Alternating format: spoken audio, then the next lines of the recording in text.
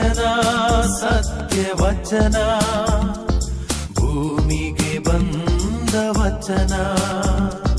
ವಚನ ಸತ್ಯ ವಚನ, ಭೂಮಿಗೆ ಬಂದ ವಚನ.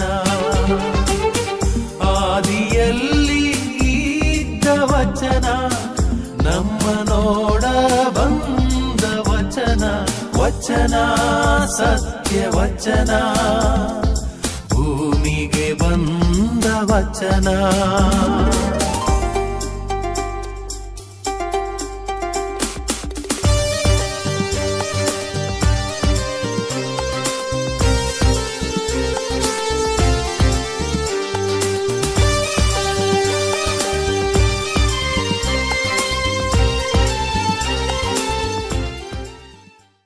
ಲೂಕನು ಬರೆದ ಶುಭ ಸಂದೇಶದಿಂದ ವಾಚನ. ಕಪಾಲೆ ಎಂಬ ಸ್ಥಳಕ್ಕೆ ಬಂದು ಸೇರಿದ ಮೇಲೆ ಯೇಸು ಸ್ವಾಮಿಯನ್ನು ಶಿಲುಬೆಗೆ ಏರಿಸಿದರು.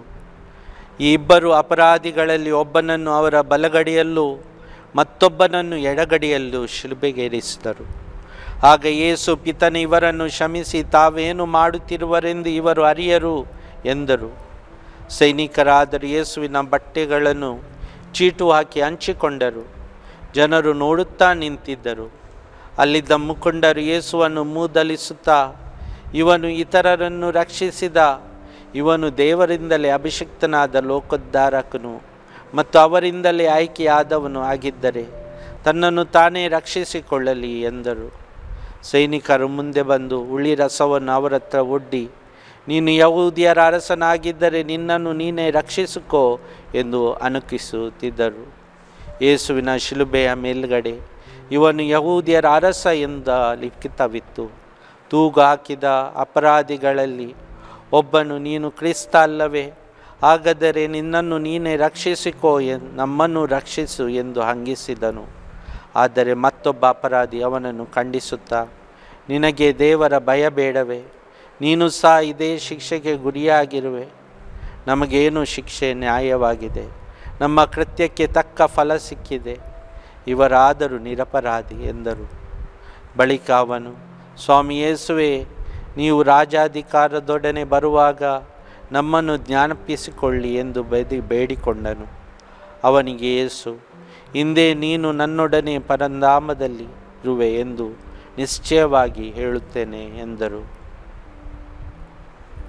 ದೇವರ ವಾಕ್ಯವಿದು. ದೇವರಿಗೆ ಕೃತಜ್ಞತೆ ಸಲ್ಲಲಿ. ಪ್ರೀತಿಯ ಬಾಂಧವರೇ, ಇಂದಿನ ಈ ಶುಭ ಸಂದೇಶದಲ್ಲಿ ಕ್ಷಮೆಯ ಮಾತು ವ್ಯಕ್ತವಾಗಿದೆ. ನನ್ನ ಬೋಧನೆಯು ಕ್ಷಮೆಯನ್ನು ನೀಡುವಂತೆ ಕರೆ ನಿಮಗೆ ನೀಡುತ್ತಿದೆ. ಈ ಕ್ಷಮೆಯನ್ನು ನಮ್ಮ ಜೀವನದಲ್ಲಿ ಅನುಭವಿಸಲು ಬೇಕಾಗಿರುವ ವರಪ್ರಸಾದಗಳಿಗೋಸ್ಕರ ಬೇಡುತ್ತಾ ಈ ಕ್ಷಮೆಯ ಬಗ್ಗೆ ಈ ಒಂದು ಅರಿವನ್ನು ನಾವು ಕೇಳೋಣ.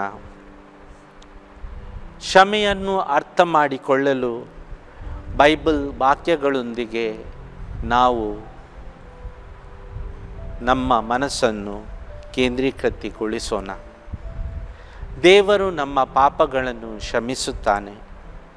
ಯೋಹಾನನಿಗೆ ಬರೆದ ಮೊದಲ ಪತ್ರ ಅಧ್ಯಾಯ 1 ವಾಕ್ಯ 9 ಹೀಗೆ ಹೇಳುತ್ತದೆ, ನಾವು ನಮ್ಮ ಪಾಪಗಳನ್ನು ಒಪ್ಪಿಕೊಂಡರೆ ಆತನು ನಂಬಿಗಸ್ತನೂ ನೀತಿಯುಳ್ಳವನು ಆಗಿರುವುದರಿಂದ ಅವನು ನಮ್ಮ ಪಾಪಗಳನ್ನು ಕ್ಷಮಿಸಿ ನಮ್ಮನ್ನು ಎಲ್ಲ ಅಕ್ರಮಗಳಿಂದ ಶುದ್ಧಗೊಳಿಸುತ್ತಾನೆ.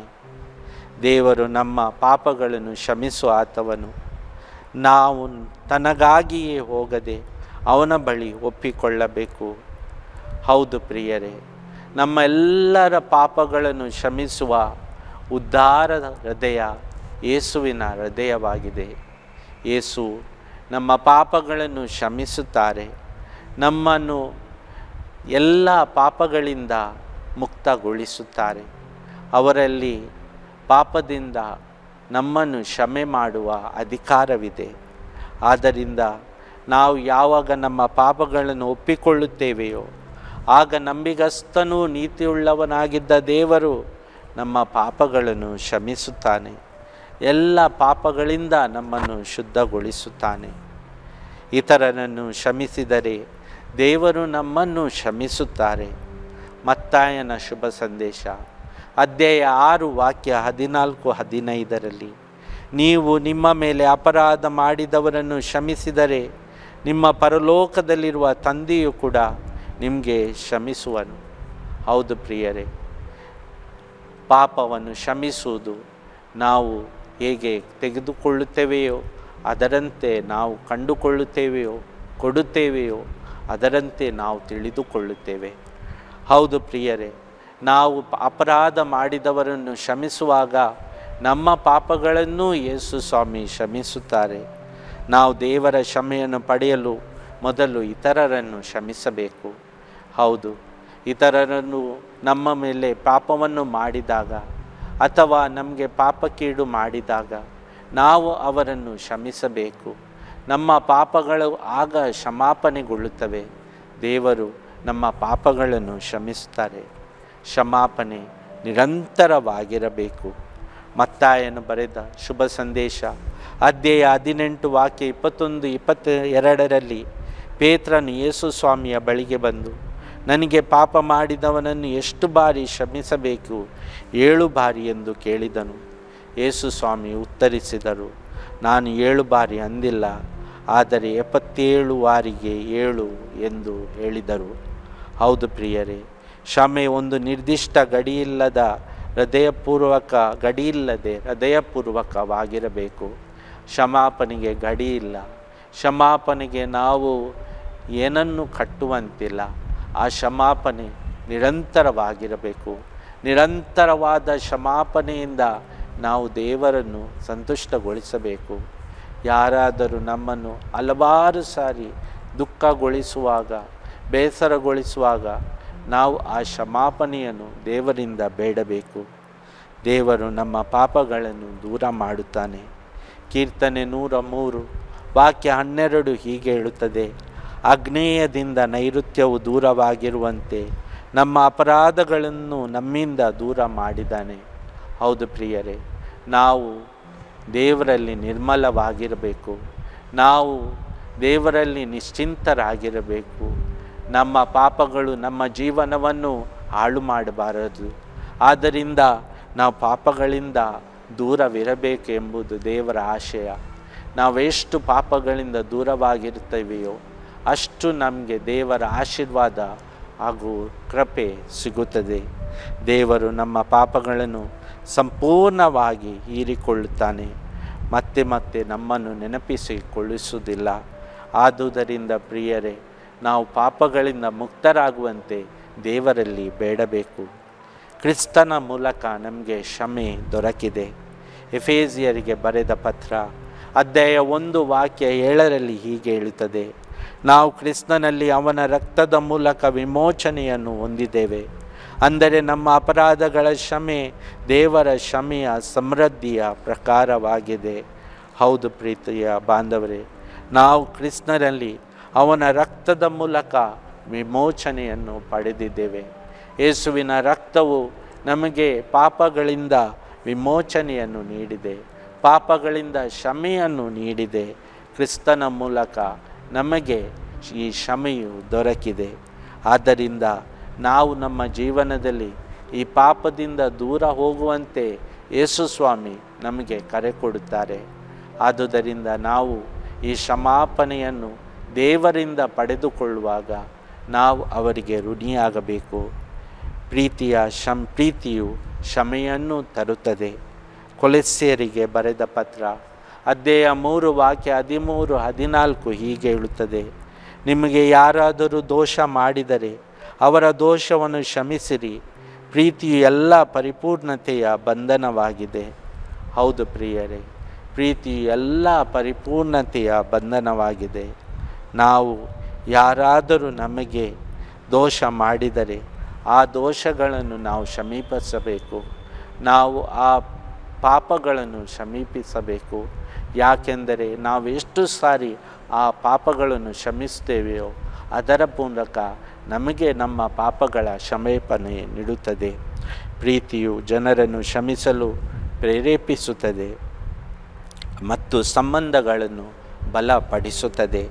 ಆದ್ದರಿಂದ ಪ್ರೀತಿಯನ್ನು ಮಾಡುತ್ತಾ ಜನರಿಂದ ಕ್ಷಮಾಪಣೆಯನ್ನು ಕೇಳುತ್ತಾ ನಮ್ಮ ಬಾಳನ್ನು ನಡೆಸಲು ದೇವರು ನಮಗೆ ಇಂದು ತಮ್ಮ ಕರೆಯನ್ನು ನೀಡುತ್ತಾರೆ. ಕ್ಷಮೆಯು ಮನಸ್ಸಿಗೆ ಶಾಂತಿ ತರುತ್ತದೆ.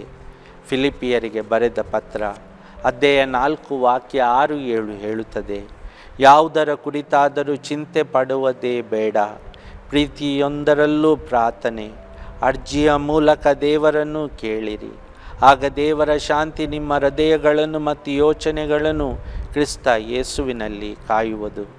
ಹೌದು ಪ್ರಿಯರೇ, ಇತರನ್ನು ಕ್ಷಮಿಸುವುದು ನಮ್ಮ ಹೃದಯದಲ್ಲಿ ಶಾಂತಿಯನ್ನು ನೆಮ್ಮದಿಯನ್ನು ತರುತ್ತದೆ.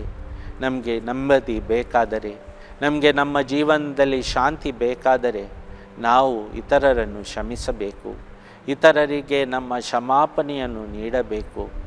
ಆಗ ನಮಗೆ ನಮ್ಮ ಜೀವನದಲ್ಲಿ ಆ ಶಾಂತಿ ಮತ್ತು ಪ್ರೀತಿಯು ದೊರಕುತ್ತದೆ.